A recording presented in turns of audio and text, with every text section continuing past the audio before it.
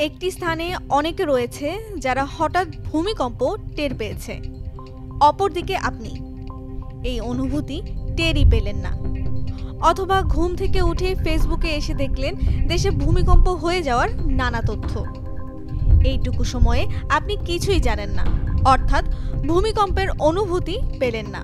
কিন্তু ভেবে দেখেছেন কি, কেন কিছু মানুষ ভূমিকম্প টের পান না? চলুন জেনে নেওয়া যাক এর কারণ সম্পর্কে। বিশেষজ্ঞদের মতে এ অনুভূতির তারতম্য ঘটে উচ্চতার কারণে, অর্থাৎ আপনি কত তলায় আছেন তার ওপর এটি নির্ভর করছে। আপনি যত উপরের দিকে থাকবেন আপনার ঝুঁকিটা অনুভব করার সম্ভাবনা তত বেশি। যেমন ১৬ তলায় যিনি থাকেন তার থেকে দ্বিতীয় তলায় বসবাস করা ব্যক্তির ভূমিকম্প টের পাওয়ার অনুভূতি কম হয়ে থাকে। অনেকে আছেন গতি খুব ভালো অনুভব করতে পারেন, আবার কিছু মানুষের ক্ষেত্রে তা ভিন্ন। মূলত যারা ভূমিকম্প টের পান না তাদের সেন্সিটিভিটি বা সংবেদনশীলতা কম। ভূমিকম্পের সময় ব্যক্তি কোন অবস্থায় ছিল তার ওপরেও এটি টের পাওয়া না পাওয়া নির্ভর করে। যিনি বিশ্রাম নিচ্ছিলেন তার ভূমিকম্প টের পাওয়ার সম্ভাবনা বেশি। কেউ যদি চলাচলের মাঝে থাকেন তার টের পাওয়ার সম্ভাবনা কম।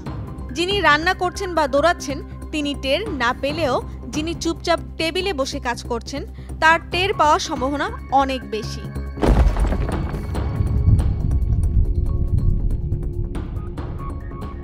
এছাড়া যে এলাকায় ভূমিকম্প হয়েছে সবাই স্বাভাবিকভাবে এটি অনুভব করে, কিন্তু দূরের ক্ষেত্রে এটা হয় কেউ টের পায় কেউ পায় না। যেমন চলতি জানুয়ারি মাসের প্রথম ৭ দিনে দেশে দুবার ভূমিকম্প অনুভূত হয়েছে।